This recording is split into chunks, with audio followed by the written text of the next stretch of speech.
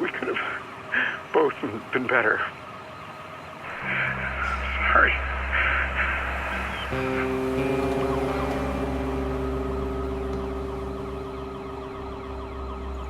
I just can't believe how selfish some people are. You try to do nice things, and it all goes unnoticed. Not just strangers, everybody. This cramped city just brings out the worst in people.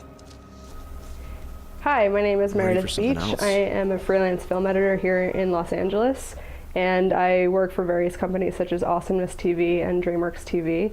Growing up, I lived in a very traditional home in Westchester County. My mother was a classical pianist, and she raised me and my brothers to play piano and to love it. And so something really wanted me to not just do music, but to try some other art forms. And I remember being in high school, and I painted my first oil painting, and that was of the Chateau de Chillon in Switzerland. And it was a scene that spoke to me when I was there in one of the summers that I studied abroad there when I was 15, I think. And it was just so romantic, so beautiful. The flowers blooming, the water glistening, you know, the castle is just there, standing there for centuries. And that was the first painting I'd ever done, and I just loved the process so much and continued with the oil painting until I graduated high school. And that's what made me go to Trinity College, because they had a great art program, and I developed my skills there. And from oil painting, I think I started watching some Wes Anderson films, and they were really influencing me as far as production design goes and the colors and his way of filmmaking. And I decided to study film as well.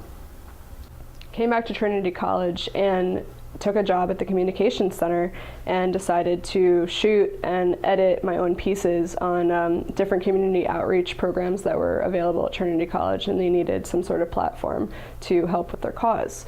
So I shot, edited, and showcased it to the Trinity College website and their YouTube page. And so that was some experience that I had editing, and I felt confident to go to the city, try and find a job. So I found that internship and was grateful to be able to work with lead editors at the Post House down in Soho to develop my skills and decide if this is really what I wanted to do. And I shadowed them for weeks, for months, and went on set with them. And it was just a huge experience for me to learn as much as I could. I ingested as much as I could. And from there, I decided it was time for graduate school. And I wanted to get more of a rounded experience of film, how it starts, how it ends. I already knew how it ended, but I needed to know pre-pro, production, etc. So I went to graduate school at School of Visual Arts in Midtown in New York and got my master's degree, very expedited program, 10 months, and made my own short film. And I was rewarded with a Best Director, Best Editing for my short film, Gone Into the Clearing, for the Smoky Mountain Film Festival this year, which is super exciting. So that kind of pushed me to keep going with this. And from there, I started post-producing a TV show based in Trinidad. And from there, I synced sound, I did everything myself, and I edited a full series. It was 20 episodes that showcased at on Tempo Network. I just kept getting gigs, and I took everything that I could. And I started to get started to get a client list of people that would, they loved my work, and they kept coming back to me. And everything I do it to the best of my ability, and that stems from my adolescence when my mother was teaching us piano, and it was always read ahead, she would correct us from the kitchen, wrong note, like B flat. And so from there, it just made me have that consistent effort and to push myself as much as I could. So I moved to LA about a year and a half ago, and I got in touch with one of my friends from my hometown in Armonk in Westchester County. And it turns out that he went to Occidental and then became an editor and then a post supervisor at DreamWorks TV. And he was like, "Hey Meredith, come on down. Like, we have stuff for you. And I was so excited to work with a long lost friend and to meet new people that were just amazing in the industry. I've been freelancing there ever since, and it's a lot of digital work, a lot of children's shows, and it's just so much fun. The content always changes and I never get bored. You know, I actually did have a conversation with someone that I met recently who wanted to know how I got where I got. And I told her everything that I had to tell her. And it's kind of like, it's who you know for sure, and it's also your talent and your calling. And I actually remember watching an interview with a very well-known female editor, and she was asked all of these questions, and a lot of the time she said, it's you know when you're doing it right, you feel it. And music has such a big part of editing, and that's what she said, and that really resonated with me because I know it does.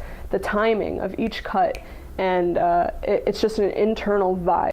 So I think that my favorite projects that I've ever had to work on was, first of all, the one that I wrote and co-wrote and directed and edited. That was my short film thesis in graduate school, and that was all hands on deck. You know, I started writing the scripting process in November, and then shot in March, and then edited everything by June. And that was, everything was relying, you know, on me, and production, took care of all the production, and that was extremely hard because I spent a lot of my own money. I also fundraised as much as I could, and then I edited everything on my own, and it was a beautiful process. And I really understood from the beginning to the end, how a film was made. And when I was fundraising on Indiegogo, there were some location scout photos, and one of the people that submitted some money to help me fundraise wanted a painting done of the scenery of the Shenandoah Valley, and this is inspired by the film. My other favorite project that I had was recently a feature romantic comedy, and it's based in New York, and it's going to have this really cool jazz soundtrack scored to it. It's in post right now. I just finished Picture Lock, and we're submitting it to Tribeca and Sundance film festivals, and we're just really excited about that. So I was just asked, do I regret the path that I've taken? And sure, I think any freelancer, anyone who's on their own path, who's making their way on their own with no real, I have mentors, but no real, you know, someone to look up to that is doing what I've done. So I'm kind of just making my own path. And sure, I could have said, yeah, like when I was back in undergrad, I could have majored in anything, you know, but this was my passion, this was my calling, and I went for it. My parents were 100% supportive, and that's all I needed. I think what makes me different from all of these other editors is my background. You know, I have classically trained piano and flute in my background. I have oil painting, I have acrylics, I have all this mixed media, and on top of it, I am a USTA ranked tennis player. I think all of these things come to fruition when I'm editing, because everything that I've had in my past is who I am now. And when I get footage coming in and I see something in my mind that I want to happen, it kind of just happens when I'm in front of the computer and I have my Premiere or my Final Cut, and it's magic. I think if someone came to me to ask about how to get into editing, I say, get your hands on any piece of footage and just edit it, just cut it, just get something and experiment, because you know that when you feel it, it's right. And I've had you know, footage come in and I just start piecing it together. And you know, having this musical background really helps with my process as an editor, because it's like you feel the cuts. So I'm really looking forward to continuing with the feature film work, and that's my dream, you know, is to really continue with the feature work, although I love short form content, so just keep doing what I'm doing. You can find me on Instagram at RareRareFind and meredithbeach.com.